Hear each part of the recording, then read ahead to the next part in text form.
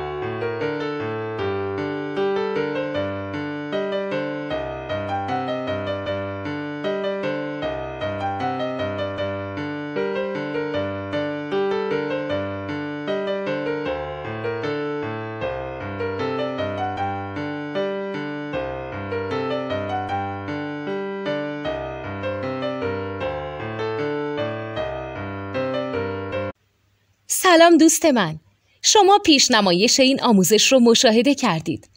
برای دیدن آموزش به صورت کامل میتونید به وبسایت نوت 2 که مرجع آموزش موسیقی هست مراجعه کنید.